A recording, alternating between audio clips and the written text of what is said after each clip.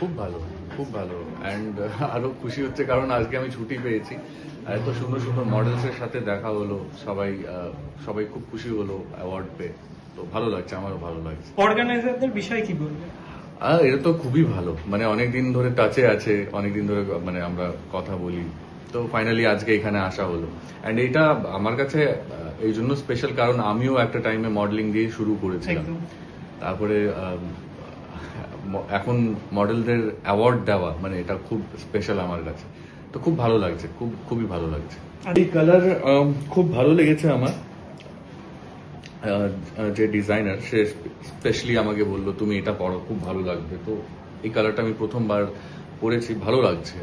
মানে আমার তো ভালো লাগছে, দর্শকদের কেমন লাগছে এবার কমেন্ট করে জানাবে সব। সত্যি কথা বলতে এই আগে ভীষণ ভয় করতো যে টিভির পর্দার যে মানুষগুলো তারা বোধহয় ভীষণ ভয়ানক হয়, এরকম একটা ভাবনা ছিল, কেমন হবে না হবে আর ভয়ানকই হবে, এটাই একটা ভাবনা ছিল আমাদের মধ্যে।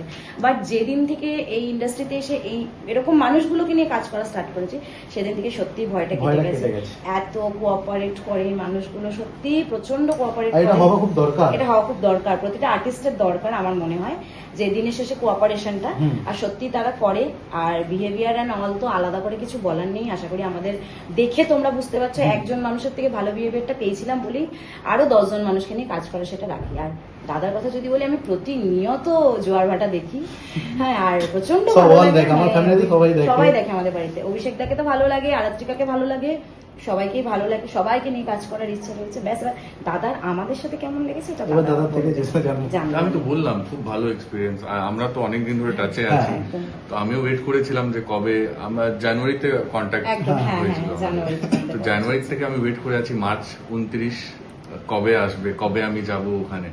তো খুব ভালো লাগলো, খুব ভালো এক্সপিরিয়েন্স আমার। আর একটা দিকে ভালো যে আমরা ভাবি কোনো অ্যাক্টর বা সেলিব্রিটিকে আমরা মেসেজ করলে রিপ্লাই কখন পাবো না পাবো, কিন্তু একটা জিনিস অভিষেক দার খুবই ভালো, সারাদিন পর হলেও রাত্রেবেলা ঠিক একবার না একবার আমার সঙ্গে কথা হবে, কথা বলেছে। এই জিনিসটা আমাদের খুব ভালো লাগে যে এত সময় দিয়েছে ব্যাপারটা। বা সিনে থাকলে বলেছে যে আমি একটু ব্যস্ত আছি।